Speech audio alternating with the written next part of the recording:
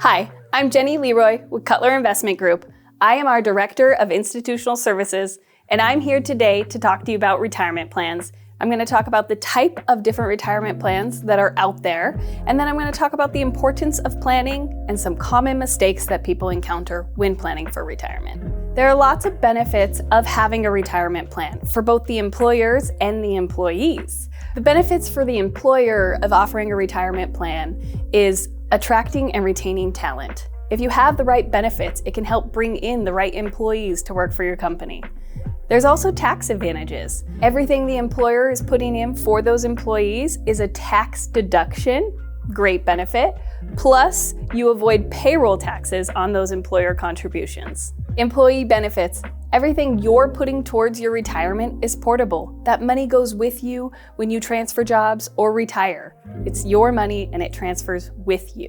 Types of retirement plans. The main distinction between retirement plans are their contribution limits. We've got many listed here, and I'm going to highlight a few of them for you. Highlighting the 401k, it has one of the higher contribution limits.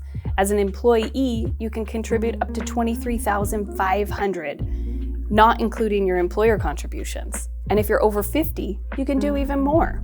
Another retirement plan to highlight is your IRA, an individual retirement account. It has one of the lower contribution limits, but it's a vehicle available to you should you want to save for retirement and your employer doesn't have a plan.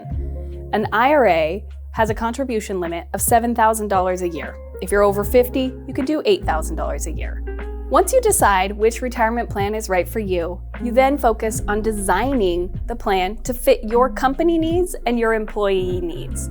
There's things that you get to consider, such as eligibility. When can a participant join the plan? You also can consider how you want them to contribute. Can they do pre-tax or Roth or both?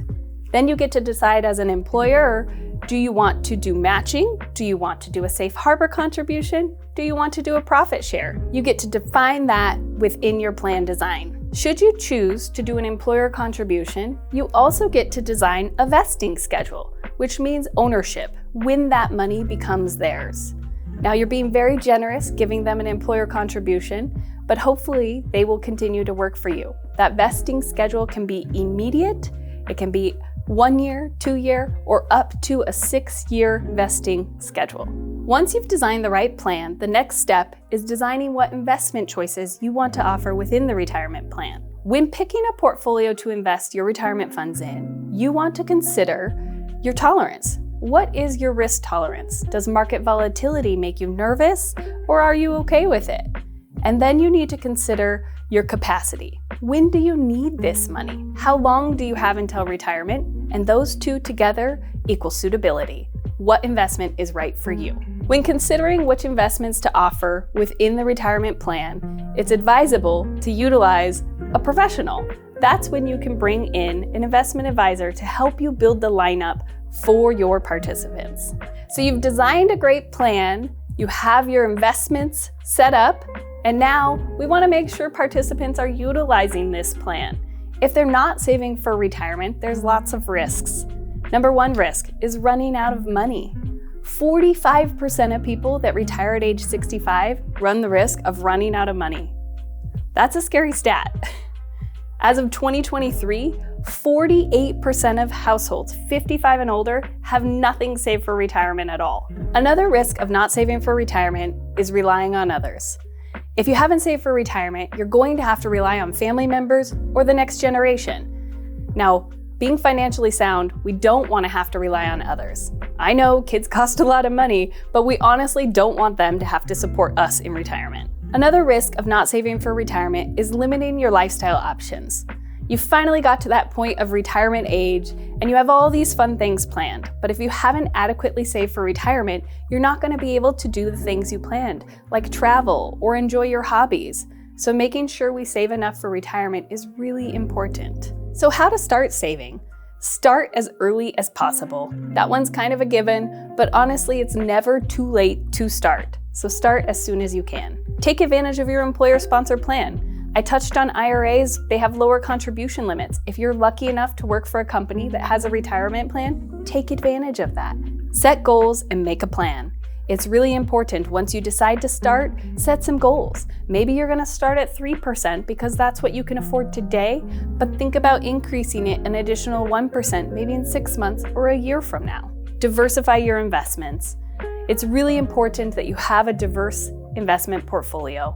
Having all the asset classes working for you will help minimize the volatility and work properly for your retirement planning. And regularly review and adjust your portfolio.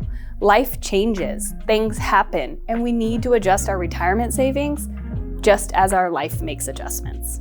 Common mistakes to avoid is not contributing enough. There's no magic number for retirement. It depends what your goals are in retirement. If you plan on traveling the world or staying put in your hometown, what your goals are will determine how much you need in retirement. So set those goals and save the appropriate amount you need to meet your retirement goals. Another common mistake is overlooking an employer match. Understanding what your plan offers and maximizing that benefit is really important. For example, if your employer match is 100% of the first 1% and 50% of the next 5%, you have to contribute 6% to get your full 3.5% match from your employer. If you're only contributing 3%, you're leaving money on the table. Another common mistake is ignoring your asset allocation. As we get closer to retirement, we need to make sure that our investments are in line with our risk tolerance. Making sure we're constantly reviewing how it's invested and making sure it matches our life stages is an important note. Another common mistake is failing to review your plan. We need to know how much we're contributing, whether we're doing pre-tax or Roth, and be aware of what we're invested in. It's very common that a participant doesn't know what they're invested in or what they're contributing. So taking that time, at least annually, to review your account and understand what you're contributing and what you're invested in. Retirement planning is not just about the numbers. It's about securing a financial future, making sure you have peace of mind when you enter retirement. It's very important that you're saving for retirement and building that nest egg so you can retire comfortably. Saving today will benefit you in the long run. Trust me, your future self will thank you.